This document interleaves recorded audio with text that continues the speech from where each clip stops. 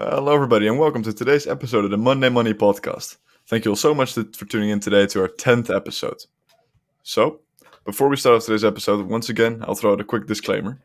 I just want to firmly state that nothing we say or talk about in this episode can be or should be taken as any form of financial advice.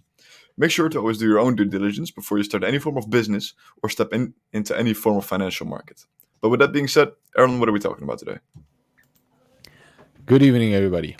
So, today we're going to talk about pressure washing or opening a pressure washing business. So, we're going to start it off, as always, with our definition, and afterwards, I'm just going to get into it a bit more what it really is, what you need to get started, and where you can exactly start with it. So, quick off definition pressure washing. Pressure washing or power washing is the use of high pressure water spray to remove loose paint, mold, grime, dust, mud, or dirt from surfaces and objects. So, what would that look like now? It is basically the act of you providing your pressure washing service um, to locals, nearbys. Not even that. It could literally be anywhere where you will want to start your business. So, how would that look? You would wake up one morning and you have a pressure washing business. Let's just take that. Let's just fast forward in the story as well.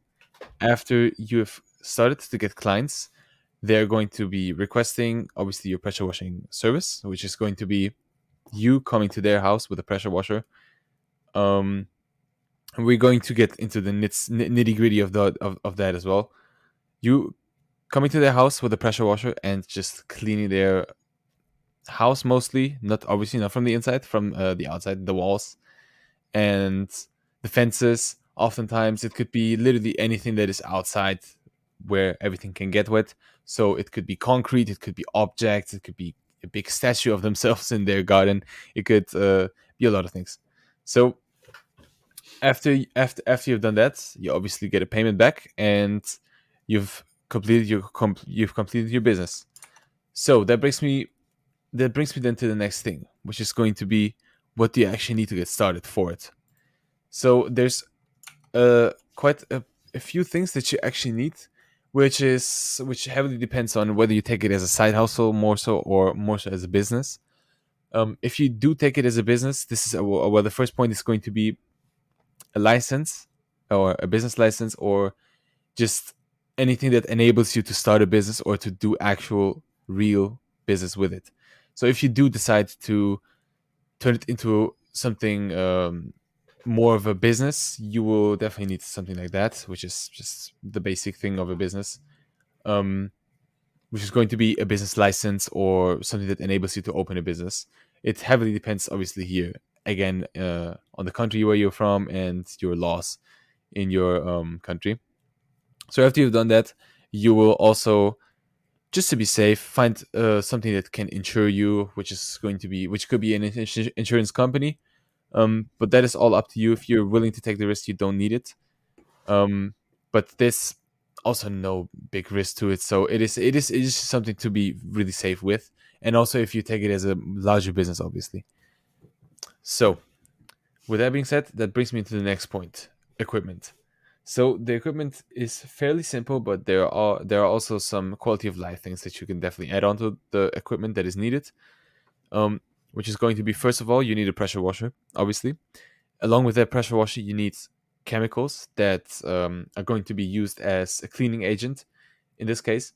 Um, and on top of that, you also need the certain and right nozzles for pressure washing, which are going to be manipulating the kind of the kinds of spray that your pressure washer is going to have, and also the psi of it, which is just basically the pressure of your pressure washer.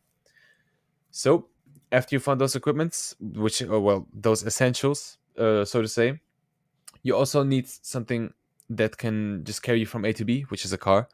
Um, if you are more serious about this, you will definitely need a car. If you're not that serious about it, or just see it more as a side hustle that you want to do in your local neighborhood or in your local town or city, it is not. You don't actually need a car, obviously, for that, just to get around. But if you are more serious, I would highly advise to have a car as well. So that brings me now. So that brings me now to the point of where can you start? And what I mean by where can you start is what are the first what are the first opportunities for you to start this business, or the first clients that you can get.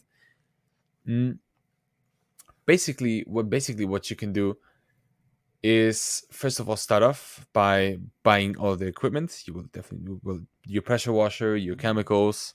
Where you get those, you can get also a bit deeper into later. Um, but you will definitely need your chemicals, your pressure washer, and the nozzles. And after you've acquired those, you can go around your neighborhood and just ask your local neighbors. Okay, hey, I see your concrete is getting a bit dirty.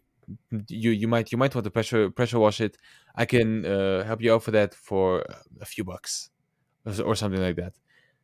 And this is really how you can start. Obviously, if you're trying to get into it a bit more seriously, or trying to make a bigger business out of it, you can go ahead and advertise. And this advertisement, you can also start in Facebook groups. um, you can also obviously create flyers, which are just going to leave in front of people's houses so they can see. And that's about it. This is how you can this pressure washing, just very basically explained. Obviously, there's other parts of it now, which is the question that arises, which is, how much money do you make from it? Does it rent out? Is it a lot of work? Is it not a lot of work? And for that, we have Harm in this case. Well, all right. Thank you very much for passing it over back to me. So, yes, while a lot of people are making a lot of money doing pressure washing these days, it usually comes down to getting a pretty large clientele in that way. So, of course, it's very nice that you can start off a pressure washing business by yourself and relatively easily, only really needing a business license and the correct permits. If you really want to get deeper into it, there's a few steps you're going to want to take at least. So, first of all, if you're going to start off a pressure washing business all by yourself, you're probably going to be a sole proprietor. And if you really want to branch out and be larger, and kind of, start about thinking maybe taking in some employees or anything of the likes, you should definitely swap that over to anything else. So after you've done that, let's say, and you do have these people working under you, you should already by far have business insurance. If you are not having business insurance by that point, I do not know what you're doing. But with that being said, there are a few interesting things about pressure washing that you can do, even when starting off, like asking the right prices. So pressure washing, my apologies, has been, I think, relatively popular for a little while now. You see it around quite a bit. You might even have been approached by someone like that a few times yourself. Uh, but if not, here's kind of how it goes. So my personal checklist for starting a pressure washing business would be a few steps. So the first thing I would want to look at is the current economical state of my country, or at least what parts of my country do have a lot of money and could afford to just have anything pressure washed, really. Well, pressure washing is basically not the most expensive thing to sell to people. Just make sure that your prices are right and that you are breaking even at the end of the day, if, of course, not making profit. But all right, so you have checked that off. Now it's very much the time to look at what the other people are doing. Who also power washes? Is there a high saturated market in your area? What do the other people use? Are they better at than you? Because don't get me wrong, pressure washing, it's not an extremely hard thing to do, I don't think. But you will, of course, need a little bit of training to just get the right handling of it. Because the last thing you really want to do is be power washing someone's car because they ask you to clean it and then it's shattering their windshield. Right? We don't really want that to happen. So when we're starting off pressure washing, it's very good to, if you're going to not train it by yourself, give people some lowball prices. Because that way you can at least get some clientele into the door first. So that way, let's take a look at some averages. So let's say you want to do the residential exterior of someone's house, right? So it's going to be their driveways, their porches, anything of those likes. Usually, depending on the space, which you of course have to take into account, you can expect to earn about 250 euros. Of course, if you're walking through a billionaire neighborhood, you might ask a little more than that. But generally, the prices are somewhere between 200 euros to maybe, let's say, 900 euros for something really large. Then, of course, we have commercial exteriors. So the funny thing about commercial exteriors is, well, you're technically working in that way. You'll most likely be under a contract, which means you'll be coming around once in the summer and so long, Maybe it's a weekly gig, maybe it's a monthly, who knows. The good thing is that you have a stable form of income when you're doing it for a commercial business. So if you're doing the commercial exterior, just note that there is a genuine possibility that you might be getting paid a little less than for a residential property. This is purely because the reason you can really do this is not because when you sign a contract with them for, let's say, you do it for a year or two. So you do it once, they're happy with you, they offer you a contract, and they'll probably do it for somewhere like 6 months. And if they're still happy, then they'll probably up the contract time if they want. So now you basically have 6 months, just a continuous stream of income, because you do still keep these jobs. And once you really get into the commercial exteriors, for example, it's very important that you really start looking into at least getting the right equipment at all costs, which is a lot more expensive. If you're going to start off power washing, you might be able to get a kit together for, I believe, around $2,000, let's say that. Well, if you want to get into commercial exterior, it's going to be a lot more than that. And you're also going to need the right look, basically, to run a business like that. Don't get me wrong, we don't all expect someone, we don't expect some top model to do the business, but as long as you have a van, which is nicely marketed with your own, with your own business on the sides of it, that already brings you a lot further. So Yes. From that onward, let's say that maybe you think this exterior is a little too scary for you, right? Because I can totally understand that. Last thing we really want to do is break a window, not have any business insurance, and get, I don't know, sued over the thing. A good place to possibly start would be a driveway. Driveways, of course, mainly made out of either bricks or concrete, they won't really budge too much if you're pressure washing it. So you could probably charge around $50, maybe a little less if it's like a small driveway or the likes, and then you can go up to about, let's say, 200 to 300 maybe if it's a very large driveway. That aside, you can also do it on vehicles. However, I cannot suggest doing this unless you're already very, very good at, the act of power washing itself. So, of course, make sure to train at least a little bit before getting into something like that. And while vehicle cleaning is not the best paying one, it is probably the quickest one out of all of the ways of, cleaning. So with that being said, you have some steady clientele, you're still working by yourself. It's possibly time to now start reinvesting. Most people that start up one of these businesses, they'll just go around their neighborhood, like Aaron said.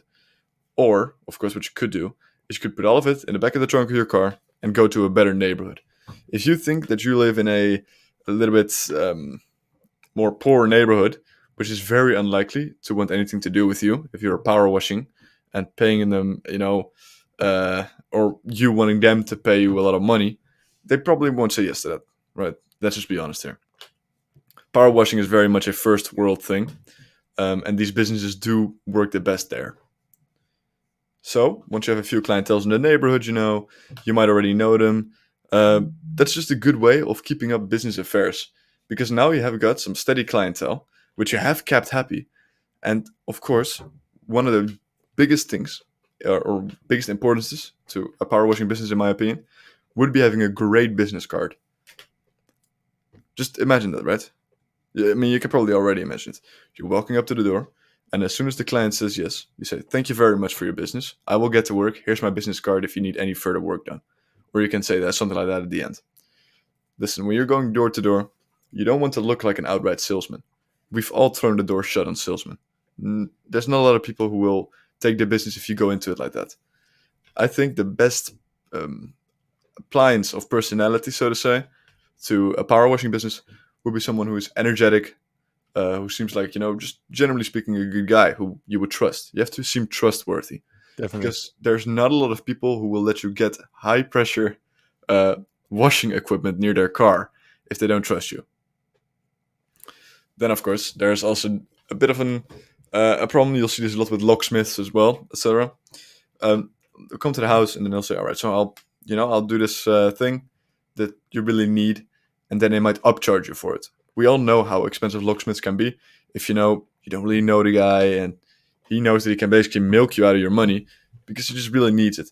And for power washing, it's one of these things where you could, of course, always say something like, "Yeah, I charge by so much," and then like almost inflate something like that. So don't do that. Stick to the right prices. As soon as someone opens the door, you just tell them for how much you can clean it. If you're good enough at power washing and you know how much you need to make for the amount of square meters that you're about to clean, which you should probably already know to a degree, you should just come in right out of the gate with that price. If they do not like the price, they'll just tell you to leave and you have not wasted your time. If you're going to bicker about price a lot, there's already a fair chance this is a client who will never reach back to you and might not make you any money at all, but still waste your time. So that's also very important. Mouth to mouth may seem like a very good thing here. I don't see it applied a lot though, just because I've personally never had someone ask me, "Hey, Harm, do you know a good power washer by any way, by any by any Yeah, chance?" yeah. I think that So nobody ever heard that. no, exactly. So Yes. really stick to the good forms of business. Make yourself a big part of the promotion for it. So going door to door is great, especially just don't be too annoying. Then, when you want to get into the commercial side, you're already going to need some good backing. All right. So you need to have some things on point, to say the least. You need to have the fancy van with the good equipment in it, and you also need some good, really like some credentials. And getting the first client will always be the hardest in this case, because as soon as other businesses see that you have a nice client, they're way more inclined to actually hire you. So getting that first step in is the most important. Yes. So if we're also talking about being in front of their house, there's obviously two occasions where you're going to be in front of their house. Either you're going to speak with them about about actually having the work done at their house, or actually doing the work, which leads me to which will lead me to another frequently asked question, probably, because there's even though I'm not that deep into all of the pressure washers that are out there, there is there's some simple distinction between two washer kinds, though. First of all, there's gas powered ones and there's electrical ones. Um, when you show up at their house and you try to obviously do your work, having a gas powered one will typically make you a lot more so to say, on your own. You don't really have to rely on the customer in this case. You can just you can just freely do your thing without relying on their electrical outlet, so to say. Yeah, which does make it a lot less sketchy already. Yes, I mean, definitely. in my opinion, at least, if you're offering someone a service, they shouldn't have to do anything at all. Yeah, except for giving you their water. Basically, that's just it. So that brings us always also to the question of where do you get the water from? Which obviously this question will arise when you start to plan everything out. Um, but it is basically common sense for the customer to give you their water. Don't so you don't need to worry about bringing your own water tank or your own water reservoir or trying to pump the water out of the ground or anything. You will get the water from there from the So customers typically. basically, you do not suggest putting multiple aquariums in the back of your van, right? That's In, what you're in, saying. basically, All right. basically. So let's get on to the next one then. What's your actual opinion on power washing? I think I think it is a pretty nice business. It is something that is other than the other business ideas that we have brought up in the past episodes. It is something where you will have to get a lot more physical with it as well. So it is a lot more, let's just say, work on your body. Yeah, it's a little more labor intensive, so Yeah, to say. yeah, it's a little more labor intensive. I do see a great opportunity there if you live particularly in a neighborhood that is a lot more, let's just say, first world, as you said, basically. Because it is true. Whenever you go around a poor neighborhood, you won't really find people, or well, clients, so to say, that will actually get hooked onto your business idea. Like Well, there's not going to be a lot of people that have just the finances for that. no, of course not. What is your like opinion on it? Well, I feel like I have a bit of a shifty opinion on power washing in itself. So, um, when it really comes down to it, washing is something that it's very, let's say, it's relatively easy to get into. But of course, being on the customer side, um, this does allow you to get a wide spectrum of people if there's like a high saturation of Mm-hmm. people doing power washing businesses near you. Mm-hmm. So this is very good for the customer, but maybe a little worse off for the person actually trying to run the business. Of course, if you're in a very unsaturated market, then can kind of be a no-brainer in that way. But you should still always err on the side of caution in that sense. I think I like power washing, but having it be done by an amateur without any form of formal training, I would not really support that, so to say. Just Oh, make really? sure that if you want to get into a power washing business, you at least follow a form of training. There are some special, just some simple trainings for power washing. They don't have to be very hard. They could be like a day or one or two or three. Like it doesn't have to be like that. I mean, you can always start off with friends and family, and this is just very recommended if you just go around ask friends and family whether you can pressure wash their front porch or just the concrete in front of their house, just for training, and they will most likely just let you do that. Obviously, Yeah, so of you can course. get some But training in. one of the things I would take into account in those cases would be things like property damage. I would say, especially if it's someone I know or I'm close with, that I would absolutely be way too scared to do an efficient job because there are simply some spots. So let's say you are power washing the side of a house, right? And there is going to be small places where you have to get with a power washer, which might be very close to like destructible objects, Hmm. right? You could be hosing down like next to a window, and then all of a sudden, you might lose control a little bit. Your aim might be a little off. Because for power washing, I assume at least you need to have some pretty steady hands, so to say. Definitely. So you So said so you're talking more about getting into a dedicated course for it. yeah, so what Ah. I would possibly then recommend is try and follow like a 1 or 3 day training at least of power washing before you get into it. See, power washing is one of these things that's very much advertised as it's kind of low cost to get into, at least at the bare minimum level. Um, so if you really want to get into it, I think you could at least add a training on top of that. Mm-hmm. Get the equipment you need for whatever particular job. If you're going into a very, very rich neighborhood, of course, have some nice stuff. And especially get up on some knowledge on power washing because there's multiple different kinds of tools for everything you're doing. Mm-hmm. So, yeah. But with that being said, I want to refer all of you quickly before the end to a nice poem I read the other day by Hamlet. He said, "When life is good, pressure washing business is good." Now, with that being said, Aaron, can you roll the credits? Great poem. I love it. So, thank you all very much for tuning in today. We really appreciate you guys, and this episode is going to be the end of this season. You can expect the next season to come up later this year. We do really appreciate you guys, and we're going to just take a little break from it for now. Thank you all very much. And the credits, yeah, hold on. So you can find us on YouTube, Spotify, Twitter, Instagram, TikTok, and you can join a Discord server. Thank you very much. I see you around.